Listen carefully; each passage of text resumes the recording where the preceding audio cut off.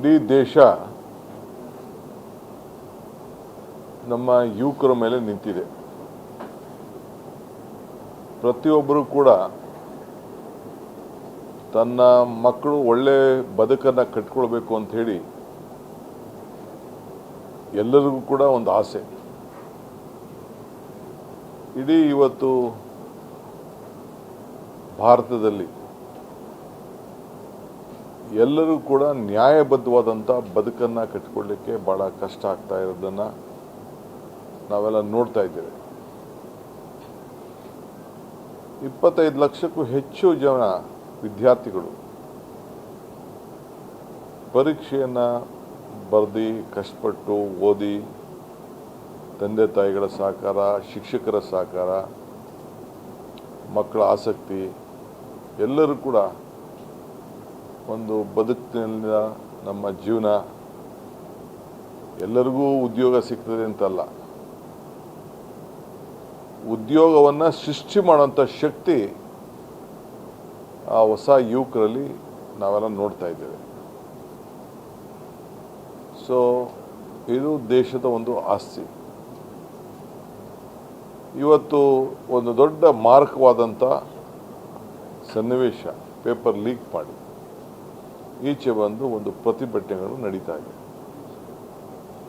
ಯಾರಿಗೆ ಮನಸ್ಸಿಗೆ ನೋವು ಇರ್ತದೆ ಅವರು ಪ್ರತಿಭಟನೆ ಮಾಡ್ತಾರೆ. ಆದರೆ ಪ್ರತಿಭಟನೆಕಾರರನ್ನ ನಾವು ಯಾವ ದೃಷ್ಟಿಯಲ್ಲಿ ನೋಡ್ತಾ ಇದ್ದೀವಿ, ಇದು ಭಾಳ ಮುಖ್ಯವಾದಂಥ ವಿಚಾರ. ಕಾಂಗ್ರೆಸ್ ಪಕ್ಷ ಮತ್ತು ವಿವಿಧ ಪಕ್ಷಗಳು ಆ ವಿದ್ಯಾರ್ಥಿಗಳ ಪ್ರತಿಭಟನೆಗೆ, ಅವರ ವಿದ್ಯಾರ್ಥಿಗಳ ಭಾವನೆಗೆ ನಾವು ಅವರ ಜೊತೆ ಗುರ್ಸ್ಕೊಂಡಿದ್ದೇವೆ, ಧ್ವನಿ ಎತ್ತಿದ್ದೇವೆ. ನೀಟ್ ಪರೀಕ್ಷೆ ಮುಂದೂಡಬೇಕು ಅಂತ ಹೇಳಿದ್ದೇವೆ, ತಪ್ಪಿತಸ್ಥರಿಗೆ ಶಿಕ್ಷೆ ಆಗಬೇಕು ಅಂತ ಹೇಳಿದ್ದೇವೆ, ಮಂತ್ರಿಗಳು ರಾಜೀನಾಮೆ ಕೊಡಬೇಕು ಅಂತ ಕೇಳಿದ್ದೇವೆ. ಕೊನೆಗೆ ಸಂಸತ್ನಲ್ಲಿ ಚರ್ಚೆ ಮಾಡೋಣ ಅಂತ ನಾವು ಹೇಳಿದ್ದೇವೆ. ಅದು ಯಾವುದಕ್ಕೂ ಕೂಡ ಅವರು ಅವಕಾಶ ಕೊಡಲಿಲ್ಲ. ಯಾರು ಇಡೀ ದೇಶದ ಯುವಕರು, ವಿದ್ಯಾರ್ಥಿಗಳು ನೆನ್ನೆ ಬಂದು ಪ್ರತಿಭಟನೆಯನ್ನು ಮಾಡಿದ್ದಾರೆ.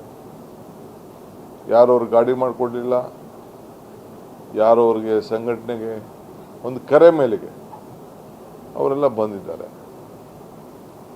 ಅವರೆಲ್ಲ ಮೌನದಿಂದ ಅವರ ಮೆರವಣಿಗೆಯನ್ನು ವ್ಯಕ್ತಪಡಿಸ್ತಾ ಇದ್ರು. ನಮ್ಮ ಮನೆ ಮಕ್ಕಳು, ನಿಮ್ಮ ಪೊಲೀಸ್ ಮಕ್ಕಳು, ನಿಮ್ಮ ರಾಜಕಾರಣಿಗಳ ಮಕ್ಕಳು ಈ ದೇಶದ ಒಂದು ಆಸ್ತಿ, ಮುಂದಿನ ಭವಿಷ್ಯ. ಅವರಿಗೆ ನೀವು ಒಡಿಸ್ತಾ ಇರೋ ರೀತಿ ನೋಡಿದ್ರೆ ನಿಮ್ಮ ಮಕ್ಕಳ ಮೇಲೆ ಬಿದ್ದಂಥ ಏಟಲ್ವಾದು. ನೀವು ತಂದೆ ತಾಯಿಯಿಂದಿರಾಗಿ ನೀವು ಅದನ್ನು ಒಪ್ಲಿಕ್ಕೆ ಸಾಧ್ಯನಾ? ಏನು ತಪ್ಪು ಮಾಡಿದ್ರು ಅವರು? ಇದು ಒಂದು ದೊಡ್ಡ ಎಲ್ಲರ ಮನಸ್ಸಲ್ಲೂ ಕೂಡ ಕಾಡ್ತಾ ಇದೆ.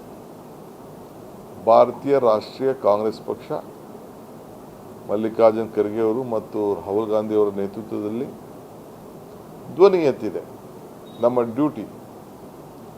ಈ ದೇಶದಲ್ಲಿ ಕಾಂಗ್ರೆಸ್ ಪಕ್ಷದ ಇತಿಹಾಸನೇ ಈ ದೇಶದ ಇತಿಹಾಸ.